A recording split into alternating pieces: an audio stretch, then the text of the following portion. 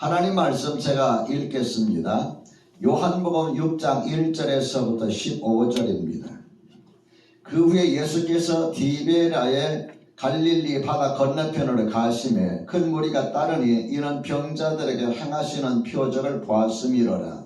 예수께서 산에 오르사 제자들과 함께 거기 앉으시니 마침 유대인의 명절인 유월절이 가까운지라. 예수께서 눈을 들어 큰 무리가 자기에게 오는 것을 보시고 빌립에게 이르시되 우리가 어디서 떡을 사서 이 사람들을 먹이겠느냐 하시니 이렇게 말씀하시면 친히 어떻게 하실지를 아시고 빌립을 시험하고자 하심이라. 빌립이 대답하되 각 사람으로 조금씩 받게 할지라도 200데나리온의 떡이 부족하리이다. 제자 중 하나 곧 시몬 베드로의 형제 안드레가 예수께 여짜오되 여기 한 아이가 있어 보리떡 5개와 물고기 2마리를 가지고 있나이다. 그러나 그것이 이 많은 사람에게 얼마나 되겠사옵나이까. 예수께서 이르시되 이 사람들로 앉게 하라 하시니 그곳에 잔디가 많은지라 사람들이 앉으니 수가 5,000명쯤 되더라. 예수께서 떡을 가져 축사하신 후에 앉아있는 자들에게 나누어 주시고 물고기도 그렇게 그들의 원대로 주시니라.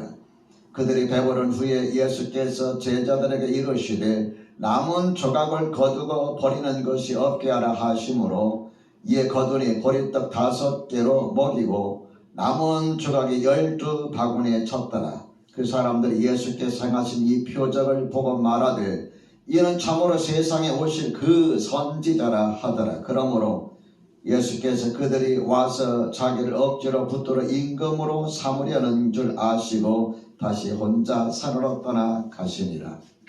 아멘. 오늘 하나님께서 저와 여러분에게 주시는 말씀은 요한복음 6장 1절에서부터 15절입니다. 이 말씀을 통하여 주님은 내가 가진 것을 통해 일하십니다. 주님은 내가 가진 것을 통해 일하십니다. 이런 제목으로 말씀을 전하겠습니다. 여러분 모두 반갑습니다. 3월 한 달로 주님의 은혜와 평강이 여러분과 여러분의 가정, 여러분의 목장 넘치시기를 우리 주님의 이름으로 축원합니다. 서로 인사 좀 나눌까요? 3월도 하늘의 복 많이 누리세요.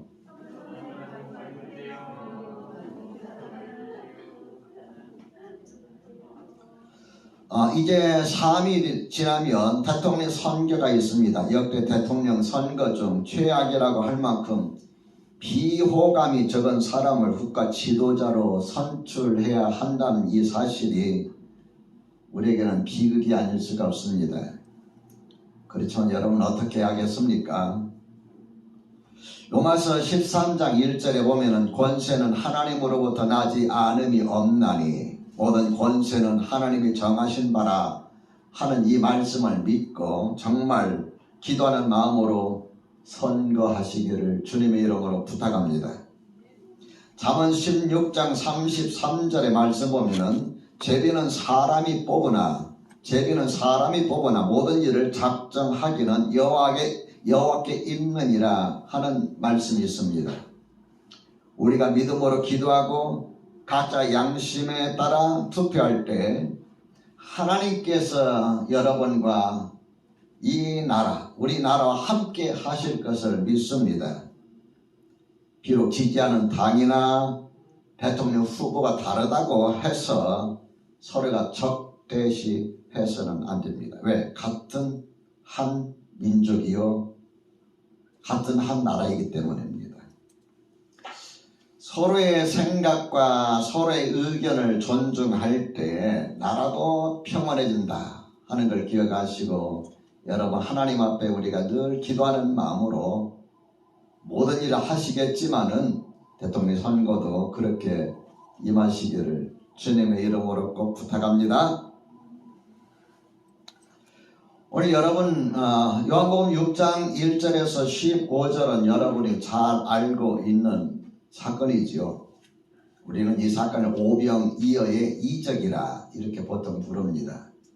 예수님께서 12명을 제자로 택하시고 그 12명을 둘씩을 짝을 지어서 전도하도록 내보내십니다. 그런 다음에 제자들이 돌아와서 전도하면서 일어났던 일들을 예수님께 말씀하시는데, 전도를 하다 보니까 사람들이 예수님에 대한 소문을 듣고 여기저기서 몰려옵니다. 제자들이 쉴 수가 없어서 제자들과 함께 배를 띄워서 건너편, 바다 건너편, 호수 건너편 마을로 갑니다. 사람들이 어떻게 알았는지 예수님이 가시는 그곳에 달려가 가지고 기다리고 있는 거예요. 여러분 어떻게 하시겠습니까? 할 수 없이 예수님께서 자기를 기다리고 있는 사람, 몰려오는 사람들에게 하나님의 말씀을 전하시고 그들 가운데 병든 사람들 하나하나 한 사람 한 사람 치료해 주십니다.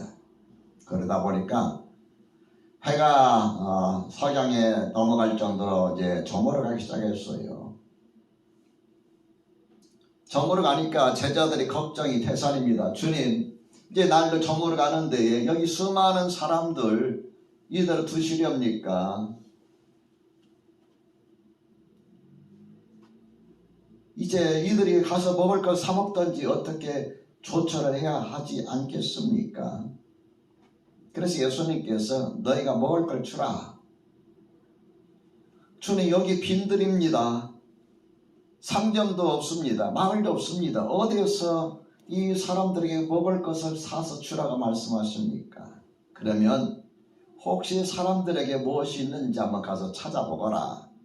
그래서 제자들이 이곳저곳 돌아다니면서 이 사람 저 사람 만나고 돌아다니면서 찾아온 것이 어린 아이가 가지고 있는 도시락이었습니다. 오늘로 말하면 도시락이었죠. 도시락이었어요. 딱 펴보니까 보리, 개떡 5개와 조그마한 반찬용 생선 2마리가 있어요. 예수님께서 그걸 받아들고서 하나님 앞에 감사하며 기도합니다. 그리고 나서 제자들에게 말씀하시기를 이걸 가져다가 나눠주어라. 근데 그때 놀라운 역사가 일어나기 시작합니다.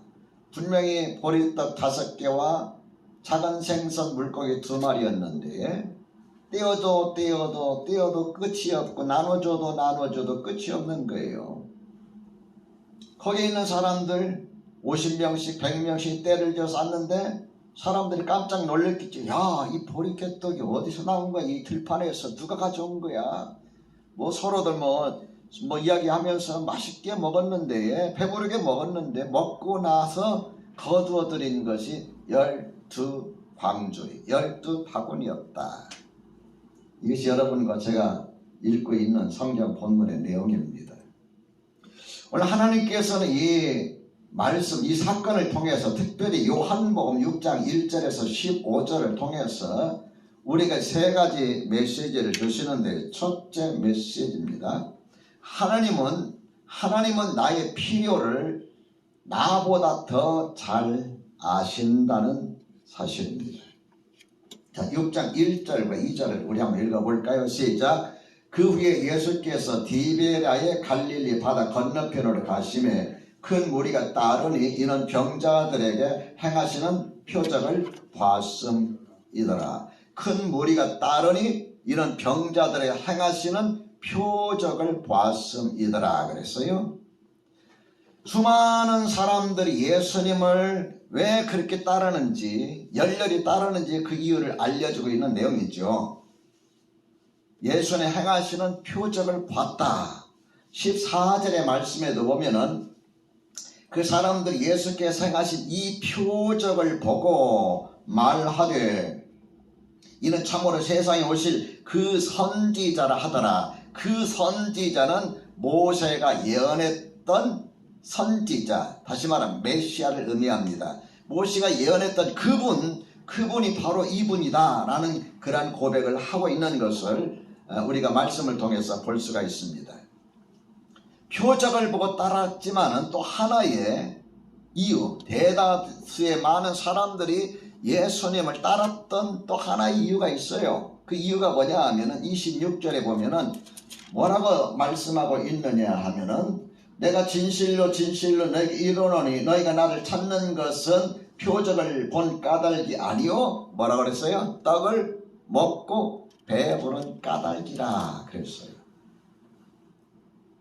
그 당시에 여러분 살기가 참 힘들었습니다. 절였을 적에 초등학교 때, 중학교 때, 고등학교 때까지도 사실 보릿고개가 있었어요. 여름 이제 봄에서 여름 사이 이제 보리타자 하기 전까지 먹을 것이 없어요. 춘공기라고 그랬죠. 봄철 되면 먹을 게 없어요. 그래서 어떤 사람들은 나무를 캐서 먹기도 하고 죽을 끓여서 먹기도 하고 하루에 2끼를 먹기도 하고 이렇게 저렇게 겨우겨우 버텨낸 것이 춘공기입니다. 보릿고개, 보리가 나올 때까지, 보리 타작할 때까지. 예수님 시대는 여러분 오죽했겠습니까? 로마가 지배하고 있던 시절이기 때문에 많은 것을 세금으로 다 떼어가고 여러분 먹을 것이 얼마나 있겠어요? 그러니까 이 먹고 사는 문제가 그 당시에는 굉장히 심각했던, 중요했던 거지요. 예수님을 따랐던 실제적인 이유 중에 한 가지가 먹고 배부른 까닭이라 이렇게 말하고 있습니다. 다시 말하면은 많은 사람들이 예수님을 따랐던 이유 중에 한 가지가 뭐냐면 육신적인 문제, 의식주 문제, 먹고 사는 문제다 이 말이죠. 우리나라가 60년대, 70년대 교회가 부흥하기 시작하였는데 그때에 부흥했던 그 이유 중에 한 가지가 많은 사람들의 교회에 와서 기도했어요. 교회에 와서 기도한 이유가 뭐냐면은 복 받기 위해서. 너무 배고프니까, 힘드니까 축복을 사모하는 마음으로 와서 기도하고 또 기도했어. 지금은 여러분 어때요? 먹고 살만하잖아요. 아무리 코로나19로 어렵다 할지라도 60년대 70년보다는 낫잖아요. 예수 먹고 살만하니까 굳이 예수 믿고 복 받는다 이런 말이 지금은 잘 통하지가 않습니다. 옛날에는 질병 때문에 병원이 얼마 안 되고 그 다음에 의료 기술이 별로 발달되지 않았기 때문에 여러분 병 치료받는 거 이거 쉬운 일이 아니었어요. 제가 살던 읍에도 보면 병원이 1~2~3개밖에 없었어요. 가봐야 약이나 겨우 지어주고 이런 것 정도밖에 없었습니다. 그러니까 병이 있어도 치료 제대로 못 받으니까 어떻게 해서든 치료받기 위해서 열심히 기도하고 또 기도하고 기도하면 지금은 병으로 달려가면 그만이잖아요. 제가 목회를 할 초창기에는 아프면 빨리 좀 와서 기도 좀 해주세요. 그래서 자다 말고 기도했는데 지금은 감사 내용이 뭐냐면 병원에 가서 치료받았습니다. 알기도 전에 이미 다 치료를 받아요. 그러니까 여러분 하나님을 의지할 일 별로 없어요. 여러분 우리가 이 말씀을 통해서 한 가지 기억할 것은 예수님은 우리의 실제적인 필요도 알고 계시지만은 먹고 마시고 입는 것, 이 땅에 사는 육신적인 문제의 필요를 알고 계시지만은 더 중요한 것은 우리 근본적인 문제를, 우리가 알지 못한 근본적인 문제를 그분은 알고 계신다 하는 겁니다. 이 오병이어의 이적을 보면요, 마태복음, 마가복음, 누가복음, 요한복음 다 기록했어요. 기록하고 있는데 마태복음 14장 14절에 보면은 불쌍히 여기사라는 말씀이 있고, 마가복음에 보면은 마가복음 6장 34절에 보면 불쌍히 여긴 이유를 설명을 하고 있습니다. 마태복음 14장 14절 보면은 예수께서 들으시고 배를 타고 떠나사 빈들에 가시니 무리가 듣고 여러 골로부터 걸어서 따라간지라. 예수께서 나오사 큰 무리를 보시고 불쌍히 여기사 그 중에 있는 병자를 고쳐주셨다. 이렇게 말씀하고 있어요. 불쌍히 여기사 병자를 고쳐주셨다. 근데 마가복음 6장 32절에서 34절 보면은 더 중요한 이야기를 하고 있습니다. 그들이 가는 것을 보고 많은 사람이 그들인 줄 안지라. 모든 거울로부터 도보로 그곳에 달려와 그들보다 먼저 갔더라. 예수께서 나오사 큰 무리를 보시고 그 다음에 이렇게 말하고 있습니다. 그 목자 없는 양 같음을 인하여, 그 목자 없는 양 같음을 인하여 불쌍히 여기사 여러 가지로 가르치시더라. 예수님은 그들이 배고픈 걸도 아시고, 예수님은 그들이 병든 것도 아셨지만, 그보다 더 중요한 것이 뭐냐, 그들의 진짜 필요한 것, 그게 뭐냐면은 영적인 갈급함, 영적인 문제였습니다. 영적인 상태였습니다. 목자 없는 양 같다라는 말씀 속에서 우리가 발견할 수가 있습니다. 여러분, 세상에서 나보다 나를 더 잘하는 사람이 어디 있겠어요? 없습니다. 내가 내 자신을 잘 알아요. 아무리 옆에 오래 살아도 나를 다 알 수는 없어요. 근데 내가 나를 알지 못하는 게 있어요. 영적인 문제, 근본적인 문제. 그건 누가 아느냐? 하나님이 아십니다. 하나님은 여러분과 나의 필요를 누구보다도 더 잘 알고 계신다는 사실을 여러분 기억하시기 바랍니다. 둘째로, 하나님은 나의 필요를 통해 나를 테스트하십니다. 자, 우리 5절 말씀 같이 한번 읽어볼까요? 자, 5절 시작. 예수께서 눈을 들어 큰 무리가 자기에게로 오는 것을 보시고 빌립에게 이르시되 우리가 어디서 떡을 사서 이 사람들을 먹이겠느냐 하시니. 이 말씀을 여러분 이해하려면 마태복음 14장 15절을 찾아서 보면 더 이해할 수가 있습니다. 저녁이 되매 제자들이 나와 이르되 이곳은 빈들이요 때도 이미 저물었으니 무리를 보내어 마을에 들어가 먹을 것을 사 먹게 하소서 하고 제자들이 예수님께 요청했어요. 그때 예수님께서 제자 중 한 사람인 빌립에게 우리가 어디서 떡을 사서 이 사람들을 먹이겠느냐 하고 질문을 던지신 거예요. 그 질문을 던진 이유가 6절에 이렇게 말하고 있습니다. 이렇게 말씀하시면 친히 어떻게 하실지를 아시고, 그 다음 읽어봅시다. 시작. 빌립을 시험하고자 하시니라. 빌립을 뭐 하고자? 시험하고자.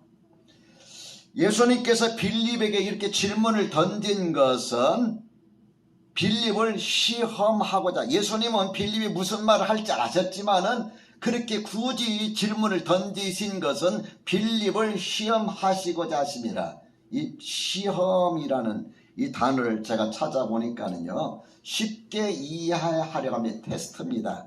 테스트. 여러분, 시험이죠. 시험 본다고 그랬잖아요. 내 실력이 어느 정도 되는가 어떻게 알아요? 객관적으로 시험을 치르면 돼요. 안 그래요? 내가 열심히 공부했는데 내가 다 아는 것 같은데 학교 다닐 때 여러분 학기말 시험을 봐요. 연말 시험 봐요. 그래 점수가 나. 내 실력이 이것밖에 안 되는구나. 와, 내 실력 이만큼 늘었구나. 시험이 없으면 알 수가 없는 거예요. 예수님께서 이렇게 제 빌립에게 질문을 던진 것은 빌립을 시험하고자 하심이라 그랬어요. 이 시험이라는 단어는 또 다른 의미로 보면은 입증하도록, 드러내도록 빌립 스스로가 입을 통해서 그 말을 할 때에 자기의 믿음이 얼마나 되는지를 알도록 하시려고 예수님께서 일부러 질문을 던지셨다 그 말이에요. 여러분, 내가 가지고 있는 내 믿음이, 우리의 믿음이 언제 드러날까요? 내가 진짜 믿음이 있음을 언제 입증할 수가 있을까요? 나타낼 수가 있을까요? 그것은 바로 내가 어려운 문제에 부딪힐 때입니다. 난관에 부딪힐 때, 위기에 부딪힐 때 내 믿음이 드러나. 평상시에 다 믿음이 있어 보이고 평상시에 그 사람 믿음이 좋아 보이나 어려움을 당하면 그때 자신의 믿음, 참 모습이 드러난다 그 이야기입니다. 나에게는 꼭 해결해야만 하는 문제인데 감당할 수가 없어요. 도저히 방법이 없어요. 이대로 가면 큰일 나요. 위기예요. 끝장나요. 그때에 그 사람의 행동이 그의 믿음의 참 모습입니다. 여러분, 목사가 믿음이 좋은 것 같지요? 저도 믿음이 좋지 않습니다. 그렇게 하나님께서 저에게 믿음을 테스트하신 것이 몇 번 있었어요. 그 몇 번 중에 한 번이 여러분이 잘 아시니 이 하늘에게 건너편 7층에 있을 때에 그 위기 가운데 교회가 길바닥으로 이제 앉아야 하는 그 상황 속에 내 믿음이 정말 형편없구나는 것을 깨달았어요. 그때 하나님을 신뢰하는 법을 배웠습니다. 그 다음에 내 자신이 믿음이 어느 정도인가 할 때에 여러분, 제가 간증집에 50억의 유혹이라는 그 글을 쓴 적이 있어요. 누가 나에게 50억을 주겠다 했을 때 그 내 마음에 막 너무너무 설렌 그 마음, 그때 주님께서 나에게 질문을 던지셨어요. 그렇게 해도 좋으냐? 깜짝 놀랐어요. 야, 나 역시 사람이구나, 약하구나. 그때 제가 주님께 이렇게 답변했어요. 아닙니다. 나는 주님 한 분으로 만족합니다. 내가 막 너무 흔들리더라고요. 사람이 위기에 당하거나 어떤 어려움에 당하거나 유혹에 당할 때에 내가 나타나는 행동 그 자체가 내 믿음의 참 모습이다. 여러분, 7절의 말씀 보면은 빌립이 뭐라고 대답을 한번 읽어볼까요? 시작. 빌립이 대답하되 각 사람으로 조금씩 받게 할지라도 200데나리온의 떡이 뭐라 그랬어요? 부족하리다 그랬어요. 다시 말하면은 여기 수많은 사람들, 5천여 명이 넘는 사람들에게 200데나리온의 떡을 사서 공급한다 할지라도 부족합니다. 이게 빌립이 주님께 드린 답변인데 그 모습 속에서 빌립의 믿음이 드러나는 거예요. 셋째로, 하나님은 내가 가진 것을 통해 역사하십니다. 빌립과 예수님 이렇게 대화하고 있을 때에 먹을 것이 있는가 찾아보라 하신 그 말씀 따라서 안드레가 여기저기 돌아다니면서 뭔가 열심히 찾았는지 가지고 주님께 가져왔어요. 자, 9절 한번 읽어볼까요? 시작. 여기 한 아이가 있어 보리떡 5개와 물고기 2마리를 가지고 있나이다. 그러나 그것이 이 많은 사람에게 얼마나 되겠사옵나이까. 너희에게 떡 몇 개가 있는지 가서 보라. 이렇게 말씀하실 때 안드레가 막 열심히 돌아다니면서 먹을 것을 찾아오긴 했어요. 그러면서 하는 이야기가 보리떡 5개와 물고기 2마리를 가지고 있던데 어린아이가, 그러나 그것이 이 많은 사람에게 얼마나 되겠습니까? 라는 고백을 해요. 저는 이 사건을 통해서 2가지를 이렇게 깨닫습니다. 한 가지는 뭐냐면은 안드레도 이 보리떡 5개와 물고기 2마리 이 많은 사람 어떻게 갈 수 있겠습니까? 라고 했지만은 예수님에게는 오병이어 물고기 2마리와 보리떡 5개로 5천여 명을 먹이시기에 충분했다는 거예요. 비록 한 어린 아이의 도시락이지만은 예수님에게는 이 오병이어 보리떡 5개와 물고기 2마리 가지고도 충분히 먹일 수 있다는 것이죠. 저는 이걸 말씀을 어제 묵상하면서 뭘 깨달았느냐 하면은 나의 생각도 안드레가 가지고 있는 그 사고의 틀에 갇혀 있구나. 그러나 그것이 많은 사람에게 얼마나 되겠사옵나이까 라는 이 고백이 내 이야기 같아요. 이것밖에 안 되는데 어떻게 하겠습니까? 사랑하는 성도 여러분, 내가 가진 것이 적다고 해서 불평하지 않기를 주님의 이름으로 부탁합니다. 내가 다른 사람보다 가진 것이 작다고 해서 사람들과 비교하면서 여러분 낙심하지 않기를 바랍니다. 나는 가진 것이 이것밖에 없어. 나는 돈도 없어. 나는 좋은 직장도 없어. 나는 배운 것도 없어. 나는 건강도 없어. 가진 것이란 조금밖에 없어. 내가 이거 가지고 뭘 할 수 있을까? 혹시 여러분 그렇게 생각하지 않으셨습니까? 이런 생각에 빠져들면은 사람이 낙심이 돼요. 그래, 나는 아무것도 할 수 없어. 나는 참 바보야. 나는 너무 부족한 사람이야. 나는 쓸모가 없어. 이게 자기 스스로 막 이렇게 빠져 들어갑니다. 그래서 여러분 너무 내가 가진 것에 대해서 집중하지 않기를 주님의 이름으로 부탁을 합니다. 그 다음에 이 말씀을 통해서 제가 또 한 가지 깨닫는 것이 뭐냐면은 지금 내가 가지고 있는 것을 감사할 줄 알아야 한다는 사실이에요.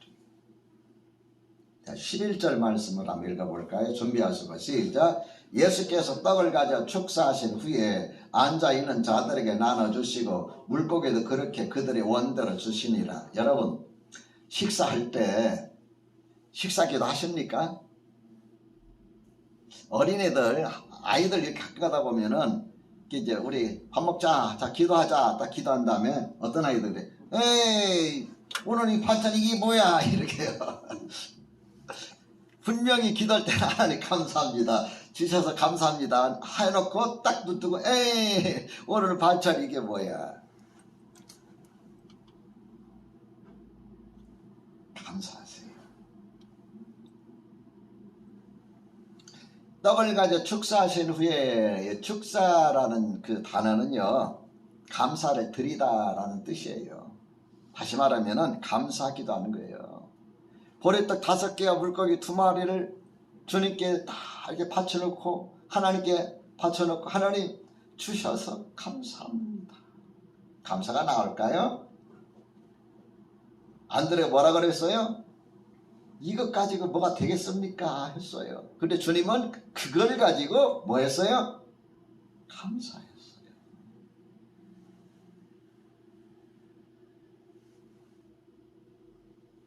사랑하는 성도 여러분, 지금 여러분이 가지고 있는 것을 하나님께 감사하십시오.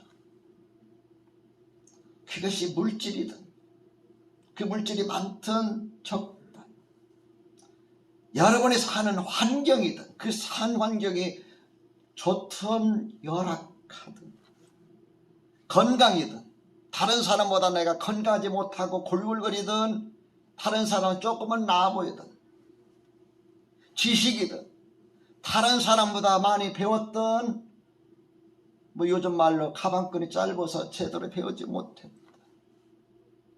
능력이든 다른 사람보다 많이 못한달지라도 지금 현재 가지고 있는 능력이든 크든 작든 많든 적든 여러분이 가지고 있는 것을 감사하세요. 어린아이가 가지고 있는 보리떡 5개와 물고기 2마리는 안드레가 보기에는 턱없이 택도 없이 부족한 것이 있지만은 예수님에게는 그것조차도 엄청나게 많은 거였어요. 그래서 그걸 감사할 때에 5천여 명을 먹이시고 뭐라 그랬습니까? 그 다음에 먹고 남은 음식 걷어들이니까 얼마 됐다고 그랬습니까? 12바구니가 되었다고 그랬어요. 성경은 우리에게 이렇게 말씀하고 있습니다. 시편 50편 23절에 감사로 제사를 드리는 자가, 따라 합시다. 감사로 제사를 드리는 자가, 감사로 제사를 드리는 자가, 그 다음 뭐라고 했을까요? 나를 영화롭게 하나니. 어떤 자가 하나님을 영화롭게 해요? 감사로 제사를 드리는 자. 그의 행위를 옳게 하는 자에게 내가 하나님의 구원을 보이리라. 새 번역 성경에 보면 이렇게 말하고 있습니다. 감사하는 마음으로 제물을 바치는 사람은, 감사하는 마음으로 제물을 바치는 사람은 나에게 영광을 돌리는 사람이니. 하나님은 내가 하나님께 드리는 것이 많든 적든 감사하는 마음으로 하나님 앞에 드릴 때에 하나님께서는 그 자체를 영광 돌리는 것으로 받으신다 그 말이에요. 다시 말씀드리면 내가 가지고 있는 것이 많으냐 적으냐 큰가 작은가 그걸 보시지 않는다. 그걸 통해서 하나님의 영광을 드러낸다는 것을 성경은 말씀하고 있습니다.